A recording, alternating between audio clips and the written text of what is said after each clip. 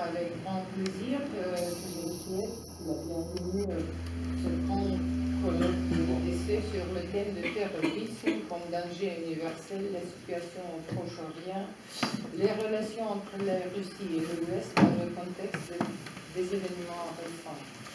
Pour ceux qui ne connaissent pas encore l'Institut de la démocratie et de la coopération, ceci est un institut de réflexion géopolitique installé à Paris depuis 2008. Nous proposons tous les mois des tables rondes, enfin tous les mois, non, pas aucun septembre, octobre, mai. Nous allons continuer ce régime. Ces colloques dans nos locaux, et nous avons eu un grand nombre de politiques ici, comme M. Evgeny Primakov, M. Jean-Pierre Chevènement, Mme Hélène Trarek-Dankos et plusieurs députés du Parlement russe et français. Nous sommes actifs partout en Europe, en Allemagne. Nous avons une conférence avec 1000 des participants l'octobre dernier en Italie où nous avons eu quelques événements avec l'ancien ministre des Affaires étrangères de l'Italie, M. Franco Frattini, avec son établissement nouvelle sur les études euro-asiatiques. République tchèque avec l'ex-président Václav Klaus.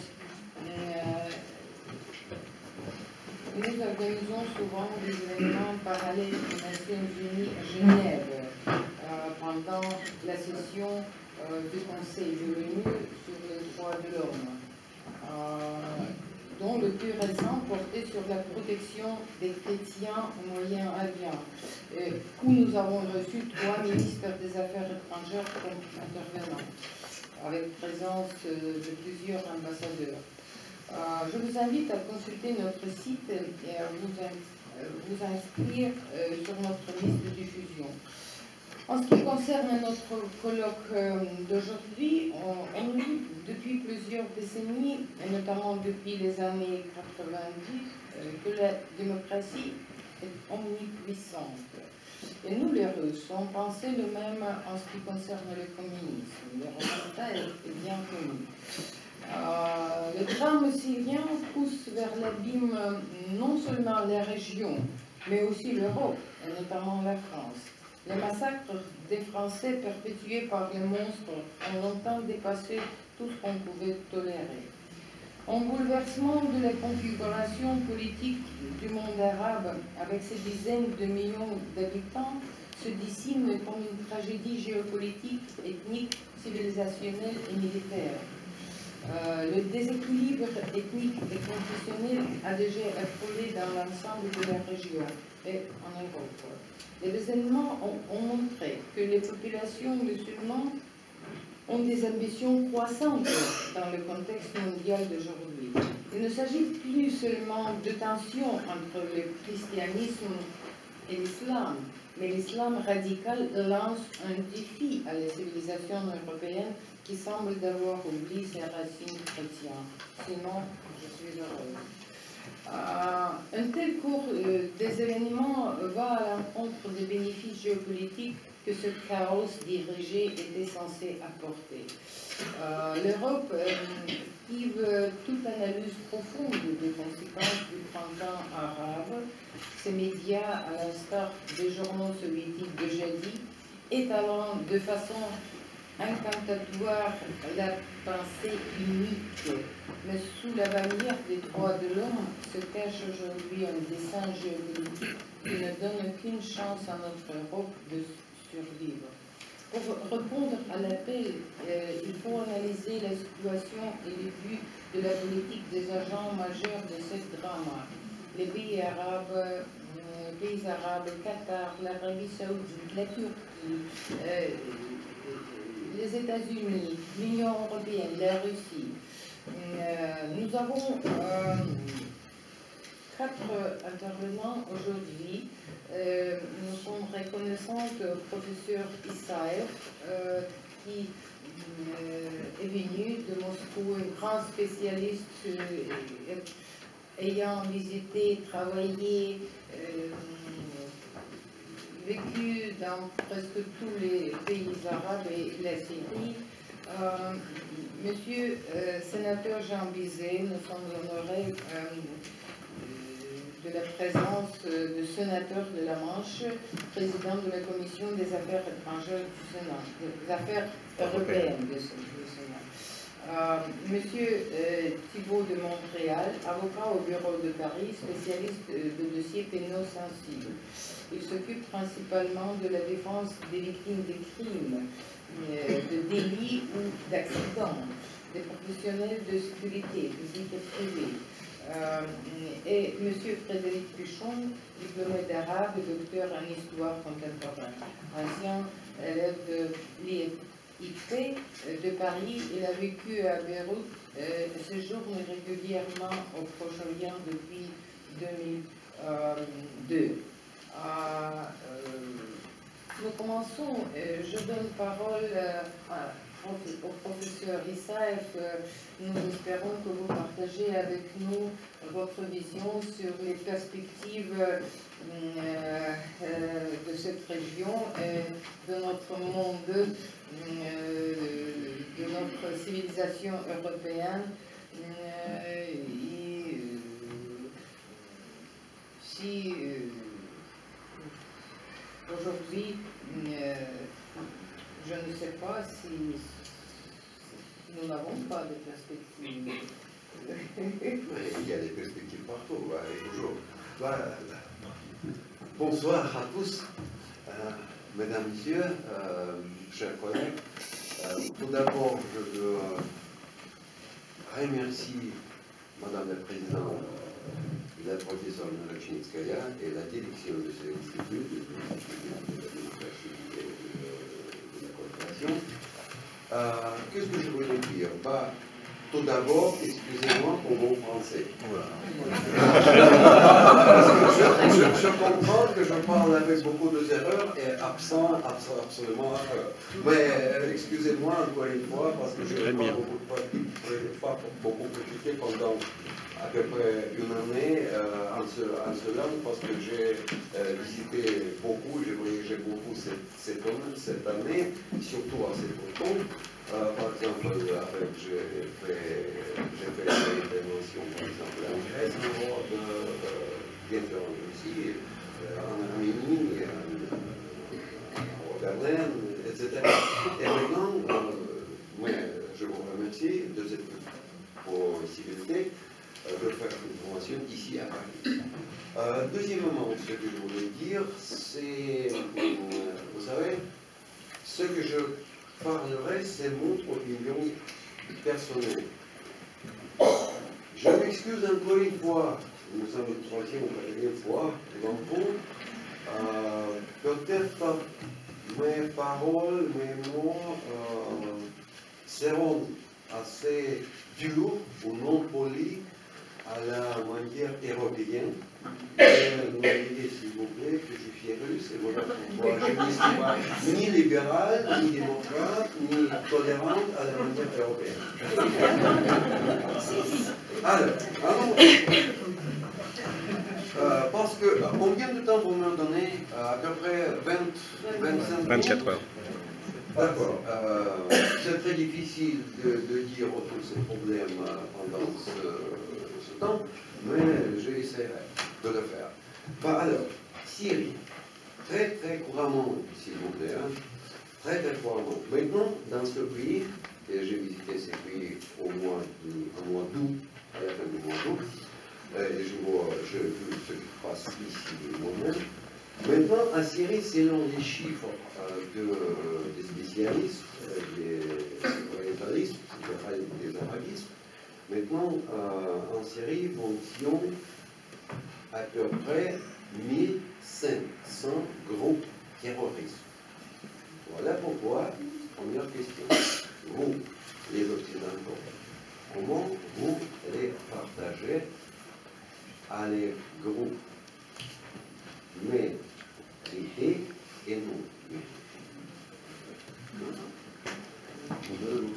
c'est une question très intéressante, parce que par exemple, nous quand on dans la Russie, on dit que par exemple, l'organisation comme Jabhat al-Nusra ou par exemple Ansar al-Sham, ce sont djihadistes.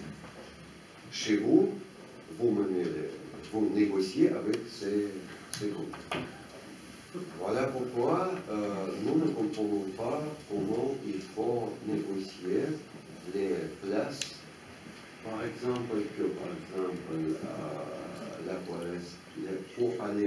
coalition américaine bombarde ou par exemple les Russes bombardent les autres régions.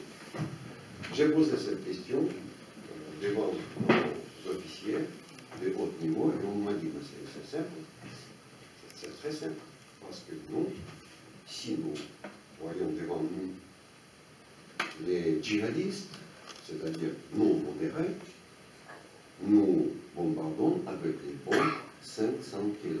Et modérés avec les bombes 300 kg. Vous savez, c'est très difficile de les partager. Pourquoi? Parce que quand la guerre dure assez longtemps, bien sûr que le nombre de positions et des groupes modérés commence à se diminuer. C'est normal. Et d'ici, ça pose beaucoup de problèmes. Il ne faut pas jouer avec les définitions, si vous voulez. Par exemple, dans la littérature ou dans les articles spécieux, anglais, américains, etc., j'ai vu moi-même, par exemple, il y a la définition comme islamiste modéré. Mais quelqu'un parmi vous parle à... Non, d'accord. Dans la... ممتاز يعني هل موجودة في اللغة العربية عبارة الإسلامي متوسط أو الواسط؟ شكرا. لكن فوق excusez-moi dans la langue arabe islamiste c'est islamiste. Est-ce que vous connaissez par exemple catholique modéré ou par exemple orthodoxe modéré? Et pourquoi il est islamiste modéré? Islamiste modéré, c'est musulman, c'est clair. Il ne faut pas jouer avec les paroles. Encore, pourquoi la Russie se trouve ancienne? On me pose la question. Non? Tout d'abord, nous avons une invitation officielle du gouvernement syrien. Et vous, les pays occidentaux, vous n'avez pas ni permission d'organisation ni permission, ni invitation officielle du gouvernement syrien. Et deuxièmement,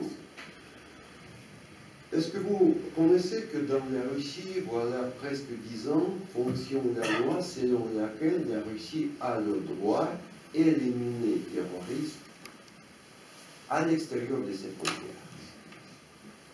En Syrie, maintenant, fonctionne, si vous voulez, à peu près à partir de 2000 jusqu'à 7000 des djihadistes, des terroristes d'origine russe ou d'origine de notre pays, Et encore une fois, je retourne avec cette terminologie ou définition modérée et non modérée. Voilà. Vous savez, chaque jour, j'attends chez vous, par exemple, les paroles « Assad doit quitter ». Par exemple, le président syrien Bachar el-Assad doit partir et être remplacé au cours d'une période de transition, etc., etc. Quoi? Est-ce que quelqu'un a demandé la population syrienne? Est-ce qu'il veut ou non qu'il doit partir? C'est premièrement. Deuxième, supposons pour le moment qu'il quitte le pays. Qu'est-ce qui se passe avec son armée? Parce que dans les yeux de ces soldats, il sera le frère.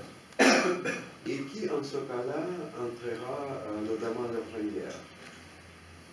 L'État islamique ou, par exemple, l'armée syrienne libre, l'État islamique, et ça sera bouché. Qui devra arrêter ce conflit? La Turquie. Avec plaisir, ça va encore une fois, encore une question. Et pourquoi l'État islamique est très attirant pour les Européens, les Turcs, les musulmans, pour les Russes aussi? Voilà. J'ai posé une question aussi dans le même. Dans le siècle, dans le 20e siècle, les idées hitlériennes et féministes attiraient beaucoup de gens. Mais quand il était éliminé, Hitler, avec son État, la chute de l'Union soviétique, c'est-à-dire éliminer la source de cette idée. Quand il n'existe pas, bien sûr que l'attirance commence à se diminuer. D'ici, il me semble, qu'est-ce qu'il faut faire? C'est éliminer la source, c'est-à-dire l'État islamique. Et qui est plus dangereux pour le monde entier? L'État islamique ou Bachar al-Assad? Excusez-moi. Il me semble que tout d'abord, il faut éliminer, détruire complètement, si vous voulez, ce État islamique. Et après, avec l'aide de l'Union européenne, les États-Unis, la Russie, organiser les élections libres, démocratiques, etc., dans la Syrie. Et c'est le peuple syrien qui doit décider le destin de M. Assad et le destin de son pays, comment elle sera fédéralisée ou autonomisée, ou peut-être elle retournera vers la constitution de 1930, basée sur le confessionnalisme. Pourquoi pas? Mais c'est le peuple qui doit décider, pas nous et pas la Chine, les États-Unis, etc., etc. Encore. D'ici, quand la Russie s'est mêlée dans ces événements, elle se montrait, si vous voulez, plus décidée, plus sévère, plus dure, plus, si vous voulez, catégorique. Et la preuve de ça, est-ce que vous voyez la place maintenant de cette région où est écrit notre pilote? Quelqu'un vu? Regardez. C'est la terre bien cuite maintenant. Avec les civils ou pas civils, modérés et pas modérés, avec les terroristes, djihadistes, etc., etc. Elle n'existe pas, cette région. Maintenant, voilà pourquoi, bien sûr, que cette intervention russe dans ces événements complètement a changé, si vous voulez, le flot de ces événements dans cette région. D'ici pose la question de la position de Turquie. Mais regardez, à partir du moment quand M. Erdogan a pris le pouvoir, regardez, qu'est-ce qui se passait? La Turquie avait très bonnes relations économiques, politiques, etc., par exemple, avec Israël. Après cette provocation avec le fleuve de la liberté près de Palestine, quand M. Erdogan a sacrifié Oui, citoyen turc, pas de relation. Pas de relation, sauf la relation diplomatique, qui reste jusqu'à maintenant à très niveau qui est très bas. Ces relations, entre Turquie et l'Irak, très bon niveau. Et maintenant, qu'est-ce qui se passe?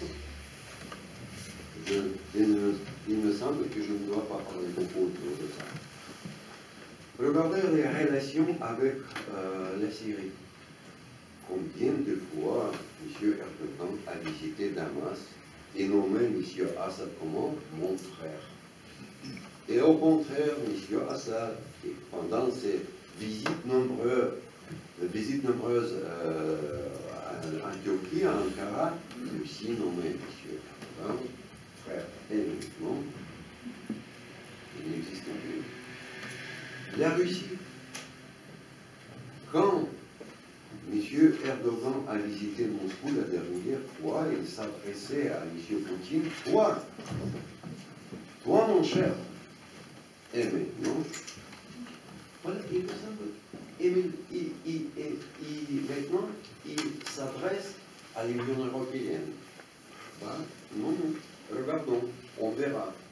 Il me semble que c'est quelque chose sort, si vous voulez, du choix de Troie. Pas seulement dans le Moyen-Orient, mais aussi dans le montagne. Regardez, parce que pourquoi il a donné ordre d'abattre notre avion. Pour lui, le plus affreux, c'est la coopération entre l'Union européenne et la Russie et les États-Unis contre l'État islamique. Pourquoi? Qui a organisé ce groupe djihadiste et terroriste Jabhat al-Nusra, payé, très bien payé par l'Arabie Saoudite et le Qatar? C'est la Turquie. Où se trouve, à travers lesquelles frontières passe import du pétrole volé de gisements syriens et irakiens, à travers la Turquie. La Turquie, maintenant, c'est le plus grand marché du monde, bien sûr, marché noir, des importations et ventes d'organes humains. On n'est pas de ça. C'est vrai, je vous assure. Y compris aussi l'importation et réexportation du blé, antiquité, etc. C'est un grand business. Et qui est en tête de ce business? Son fils, par exemple, qui est en tête de business avec le pétrole, et son gendre, maintenant il est devenu le ministre ministre énergétique, de l'industrie énergétique, en Syrie. C'est très intéressant. Et regardez la chaîne des événements. 13 novembre, vous avez cet attentat sanglant ici à Paris. Et M. Hollande a visité tout d'abord les États-Unis, l'Angleterre, et après Moscou. Et Poutine, qu'est-ce qu'il dit Poutine? Poutine dit, Paris, c'est un allié, notre allié, il a ordonné aux militaires russes présents en Syrie d'établir un contact direct avec les Français. Très bien, une coopération complète. 24 novembre, notre avion abattu. Et bien sûr, M. Erdogan s'adresse à qui? À Pékin. Parce que la Syrie, la Turquie est membre de Après ça, après les pourparlers, encore les pourparlers entre les États-Unis et entre la France, porte-avions français Charles de Gaulle se dirige vers la Syrie. Il reste seulement une semaine et après les ordres des États-Unis, maintenant il est où? Au bout de coopération pour maintenant discuter russo-français, nous pouvons maintenant discuter après ça. Sincèrement, excusez-moi, j'ai discuté ces problèmes avec nos militaires d'hiver. Nous attendons quoi? De la France. Tout d'abord, c'est une histoire avec les Mistral. Après, c'est une histoire avec cette coopération militaire en Syrie. Maintenant, à qui nous devons croire? Soyez plus diplomatique. J'ai essayé, mais sans succès, hein, il nous semble. Voilà. Et bien sûr, on m'a dit, dans notre ministère de Défense, on m'a dit directement et sincèrement, imaginez, maintenant l'aviation turque, le ciel pour syrien, pour l'aviation turque, est fermé complètement.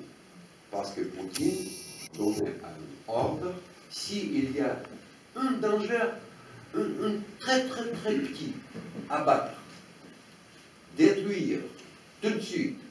Bien sûr, voilà pourquoi il y a les complexes spéciaux, ça, c'est 400, très efficace sur le ciel. Imaginez que maintenant, M. Erdogan décidera de sacrifier quelques avions militaires avec ses pilotes dans le ciel de la Syrie. Et bien sûr, ces avions seront abattus. Qu'est-ce que doit faire autant, y compris la France, abattre nos avions? Excusez-moi. C'est-à-dire que nous serons à la limite, à la borne de la guerre mondiale. C'est une provocation, ce sera une provocation formidable, mais il pourra le faire. C'est seulement un ordre, et ça sera fini. Voilà, il faut être, à mon avis, maintenant, pour nous tous, très prudents pour arrêter ces événements, à mon avis, possibles. Bien sûr qu'avec ces actions, M. Erdogan a détourné l'attention d'OTAN de la Syrie, de la situation dans la Syrie, vers la situation avec la Russie. Et maintenant, nous discutons avec vous cette situation. C'est-à-dire, à mon avis, c'est son but principal, c'est, voilà, il veut, si vous voulez, il veut faire heurter la Russie et l'OTAN. Et après, il veut résoudre le problème du président Assad, parce qu'il a promis en 2012, je ferai mes prières aux mosquées centrales de Damas cette année-ci. Maintenant, quelle année? 2015. Mais jusque-là, il reste encore à Damas. Et après, il faut particulièrement pour renverser le régime d'Assad. Il pourrait le renverser si... mais la Russie a fait sa intervention. Nous parlerons beaucoup et discutons beaucoup de partenariat entre pays occidentaux et la Russie, mais est-ce que vous supposez que nous avons oublié les mots qui a prononcé ce clown qui s'appelle président américain au début de cette année? Les journalistes ont posé la question. Monsieur le Président, quelle est la plus grande menace pour les États-Unis? Il a dit, premièrement, c'est maladie Ebola, et deuxième, c'est la Russie. De quel partenariat après ça, nous pouvons parler? Et je vous assure, vous, tous les Occidentaux, vous pouvez pleurer, pleurer, plonger 60 qui ont réussi. Elle bombarde la Syrie et elle bombardera cette terroriste en Syrie. Parce que les Russes, comme ils ont l'habitude de faire effectuer les ordres qu'ils ont reçus de son président. Et c'est seulement le président russe qui peut arrêter cette intervention. Pas les États-Unis, pas l'OTAN, pas la Chine, et surtout pas la Turquie, je vous assure. Maintenant, j'aime comprendre... Sur les situations en Syrie, quelles sont les perspectives pour l'avenir? La perspective pour la Syrie. Ce que j'ai déjà dit, à mon avis, tout d'abord, il faut détruire et éliminer cette Daesh ou l'État islamique pour arrêter son influence, pour baisser cette influence, cette attirance, si vous voulez, de tous des milliers de gens qui adhèrent à cette organisation. Et après, aider à la population syrienne d'organiser le processus du pays. Ça sera démocratique à la manière occidentale, pas trop. À la manière syrienne, pas trop. À la manière islamique, mais c'est son choix. À la manière de fédéralisation de ce pays, pas de problème. Mais personne ne doit se mêler. Nous devons seulement garantir le choix libre de pays. Et pas dicter, par exemple, voilà, Assad ne peut pas participer dans ces élections. Pourquoi? Parce que peut-être quelqu'un peut dire que M. Hollande, par exemple, les Russes peuvent dire que M. Hollande ne peut pas participer dans les élections présidentielles suivantes. Mais excusez-moi, c'est une passion. Et il faut arrêter ce jeu avec les définitions, avec les terminologies. Est-ce que ces types-là, dans les rues de Paris, avec les Kalachnikov dans sa main, il était modéré ou non pas modéré? Et pourquoi beaucoup de gens, beaucoup de spécialistes, surtout beaucoup de politiciens, qui n'ont les types pareils avec Kalachnikov dans la main, à pour opposition modérée dans les rues de Damas? Excusez-moi, c'est un double jeu. Il faut arrêter ça, et à mon avis, il faut garantir le processus des élections normales, c'est sécure, bien sûr, dans les Syries. Pas de, si quelqu'un essayerait d'arrêter ce processus avec le Kalachnikov ou le Kazakh, il faut le tuer. À votre avis, quels sont les buts des États-Unis? À mon avis, ils ont détruit déjà 4 États piliers vous savez, à mon avis, que les États-Unis ont échoué toute sa politique en Moyen-Orient. Parce que, vous savez, c'est impossible de forcer les gens et qu'ils doivent prendre la manière démocratique et structure à la manière américaine. C'est impossible. Par exemple, regardez la Chine. Est-ce qu'il y a des élections à la manière tout ce système chinois, est-ce qu'il paraît américain? Non. Chez vous aussi, non. Chez nous aussi, non. Et pourquoi les Arabes doivent être contre les États-Unis? C'est stupide, à mon avis. Et à mon avis, c'est aussi Mais ce que les États-Unis ne feront jamais, ils jamais ne diront que c'était une faute. Parce que les États-Unis ne font pas de faute.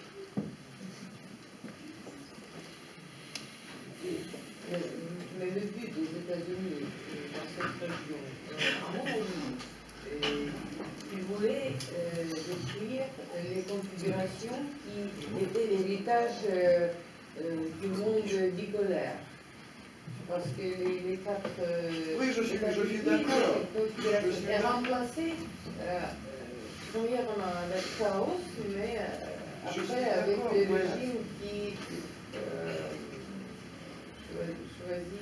choisissent quelque chose d'autre orientation. Vous savez, Nathalie, il me semble que oui, bien sûr. Mais dans ce jeu, si nous regardons du point de vue géopolitique, si vous voulez, toute la politique des décennies dernières des États-Unis, c'est le but principal, à mon avis, c'est entourer la Russie avec des ennemis, par ses ennemis. Regardez. Maintenant, regardez. L'Ukraine. C'est Souris qui aboie sans arrêt, j'ai bien sûr qu'il s'agit des débits de balles. La fière Pologne, Turquie,